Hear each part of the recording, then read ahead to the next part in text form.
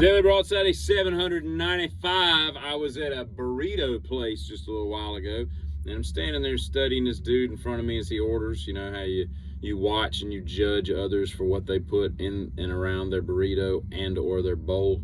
And I was judging, and he's like, he goes like this. He's like, he had like rice, beans, white chicken, and the only thing he wanted extra, or only other thing he got was pico.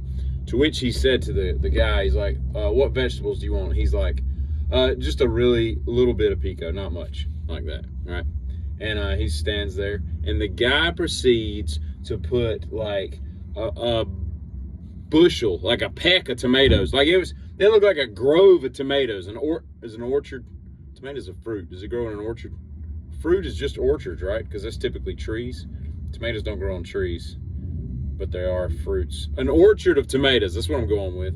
He might as well just put 2 whole tomatoes on there and said, enjoy. And the guy's face, oh, wish I could draw, because I would draw it. Because he was like this, he's like, and you could just see like the despair that just washed over him, because he's like, I'm never gonna get all this tomatoes off of my food so that I can eat it. I'm gonna have to like pick off enough until it gets to a point where it should have been in the first place. It was so satisfying. I don't know why that I enjoyed that. I mean, I hate it for the guy. I mean, he paid good money. Of course, then I got to my table, and the rice on my burrito was like hard as, I kept crunching stuff. I'm looking at them like, what is crunchy in here? And it was the damn rice. You know how rice, like when rice goes bad, like it gets too, I guess it would be too dehydrated after cooking, or you cooked it in too little water, too little steam, whatever the hell makes rice get hard. You know how it is, and it's horrible. It's like, it's like crunching. It's like you're eating dirt, you know, oats or something, like steel crushed oats, not steel crushed oats. What are the oats? Steel woven, steel rolled. Is it steel rolled oats? Whatever the good kinds of oats are, that's what I'm talking about. And Timothy Chalamet, Valet, whatever his name is, he might be a good actor, and he looks like he played a good part there in that Bob Dylan. But I don't understand why actors can't study acting like they can play the damn guitar. He's sitting there like just doing stuff that like, oh, it drives me nuts. It's like, how hard is it to take like 3 months? Okay, you're getting paid millions of dollars. Take 3 months, 4 times a week, an hour every time, like 4 or 5 hours a week. That's all you need to just learn a G and a D and a C. You don't even have to learn the hard F. That's a tough one for new people. The F, that's the hardest one. It was the hardest one for me and most people, because it contorts your fingers weird. But you get a C, a D, and a G. Maybe an E minor. That's an easy one. We'll give you an E major, right? Like all that. Just get like 4 or 5 chords down and just learn to strum some basic like Eagles tunes or some Neil Diamond or some damn Beach Boy, whatever. Just, you know, Hey Rhonda, whatever.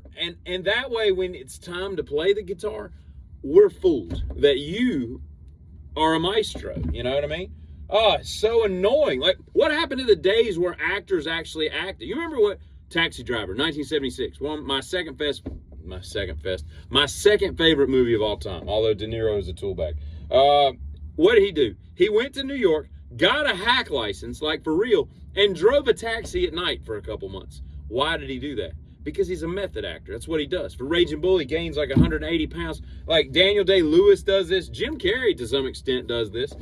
He stayed in like the role of Man on the Moon. Andy Kaufman, like the entire, to the point where we're like, are we in like a meta universe? Like, what's going on? Is Jim screwing with us, or is he just that? Like, I like that kind of focus, right? So the next time somebody wants to act like they're a musician in one of these biopics, act like you can play the guitar because you've practiced. It's not that hard to learn the guitar, like the basics. You're not going to become Steve Vai in the production process, but damn if you can't learn to strum a couple chords, you know. Take it easy, take it easy. It's like the easiest song in the world to play. It annoys me, and I don't know why. You know what I mean? And while we're speaking of music, I have a bone to pick. Of course, I don't like either one of the Van Halen brothers. One of them's dead. But I don't like Alex either. Phenomenal drummer, phenomenal guitarist. I take nothing away from their musicality.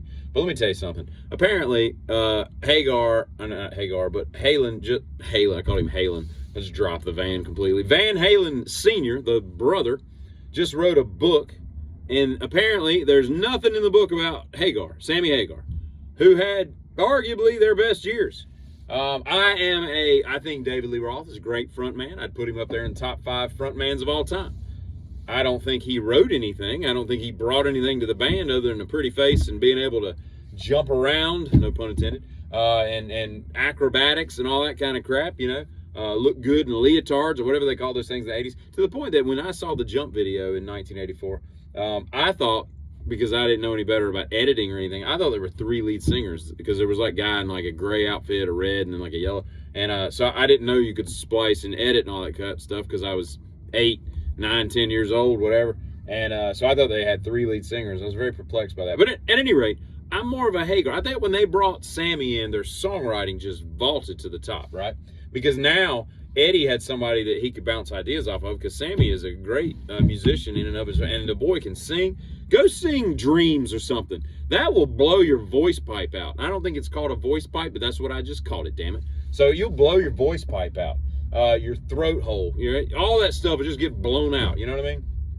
And I'm telling you, that dude can sing, and he can play guitar, which David Lee Roth can do. But he didn't mention anything. And here's the thing, right? Diver Down, that's right, Diver Down. It has a couple covers, but it's a phenomenal album. Intruders alone is like one of the greatest instrumentals ever. So Diver Down leads into 1984, leads into 5150, and leads into OU 812. Those are the best 4 albums that Van Halen ever did, and they're all boxcarred together. They're all I did 5. That was 3. You know what I'm saying, damn it. God, my throat pipe hurts. Anyway, so those are the best 4 albums. 2 with him, right? You got to argue that 1984 and 5150 are the 2 best of those 4. And it's really just a toss-up, because those are both absolutely phenomenal albums, to the point that 1984, the second half of 1984, that doesn't have Jump on it and all that, that's a better side than the A side. I'm telling you. And 5150, they just did such magical stuff. And for that pompous, drumming a-hole to not mention Sammy Hagar, who seems to be like the nicest dude in the world. I've watched his YouTube shows, On the Road with Sammy or whatever it is, where he goes around, talking to all these famous people and looking at their fast car collection and all that kind of stuff. And he seems like the coolest dude on planet Earth. David Lee Roth, he's a little aloof at times. I can't quite pin him down as to whether or not I think he's a good guy, but he seems okay. But Sammy, never had a question. It's really annoying, and it really insults the validation of yourself. That would be like Roger Waters, which I could see him doing this, writing a book about Pink Floyd and leaving David Gilmour out and just talking about Sid. It just shows your vulnerability as a man. That's what that is. Okay, you don't have the wherewithal, the balls, the gusto to talk about something that might hurt. Address it, bitch. Address it. Y'all have a good one. But throat hurts. Throat pipe.